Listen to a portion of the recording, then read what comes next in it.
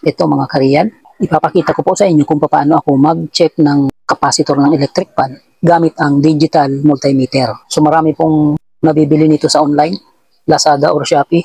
Kahit anong brand po na multimeter ay pwedeng gamitin basta mayroon siyang capacitance range dito. Katulad niyan, meron ditong range na pang capacitance ito.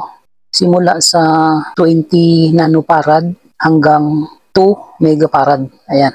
Sa paggamit po ng digital tester sa pag-check ng capacitance, dito lang po natin yan ise-select sa 20 microfarad dahil ang susukatin po natin na capacitance ay medyo mababa lang. Katulad ng mga capacitor ng electric fan na nagre-range lang siya ng 1 microfarad to 2.5 microfarad. Kaya dito lang po natin ise-select yan sa range na 20 microfarad para makareading ng accurate sa mga capacitor ng electric fan. Sampulan po natin dito. Katulad nito, ang value po ng capacitor na ito ay 2.0 microfarad. Pag sinukat natin yan, kahit magkabaliktad po yung test probe dyan sa terminal ng capacitor, okay lang. Ito, tingnan natin kung ano ang magiging resulta. 2.13. Ibig sabihin ay good po yung capacitor na ito. Sukatin din po natin itong isa. Ang value po niya ay 1.5 microfarad. Tingnan natin kung ilan ang magiging reading. Ito, 1.58. Buo rin po ang capacitor na ito. Sukatin natin itong isa. Ito po ay may value na medyo malabo ang sulat. 1 microfarad lang. Tingnan natin. 1.01. Good din po ang value nito. Itabi. At sukatin naman po natin itong ibang capacitor na second hand. Tingnan natin kung tama ang kanilang mga value. Ito. Meron siyang value na 1.7. Tingnan natin kung makakasukat siya ng 1.7. Ayan, 1.1 or 1.11. So mahina na po ang value na nasukat natin dito sa capacitor.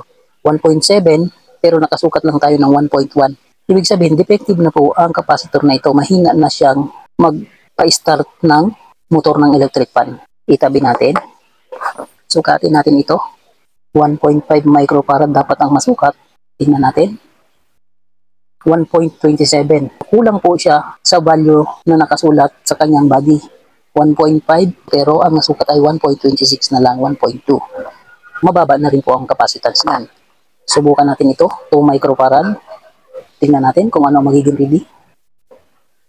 0.97, hindi na umabot sa 1 microfarad. So, dapat ang masukat ay 2 microfarad, 0.85 na lang ang masukat. So, mababa na po ito, halos kalahati. So, ito naman, 1.5 microfarad din ang value. Tingnan natin kung tama pa rin ang kanyang capacitance. Malabo na ang pagkakasulat. Pero nababasa ko pa na 1.5, pero ang masukat natin ay 0.9 na lang. Mababa na po ang value ng capacitance nito. Ito yung mga capacitor na hindi na pwedeng gamitin sa electric fan. So, ang tatlong capacitor na ito na nasukat natin nauna ay tama ang mga value.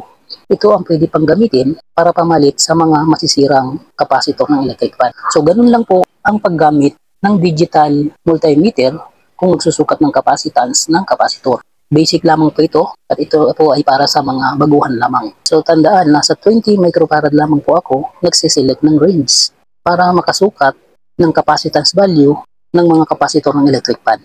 Kung kailangan niyo po ng multimeter, meron pong nakatag sa video na ito na mga multimeter na pwede niyong pagpilian. I-click niyo lang po dyan sa bandang gilid ng video na ito. Maraming salamat po. Ito po ang aking content channel. The real life Vickens Real Flow expresses the reflections of a common worker, driver, technician, and a barber.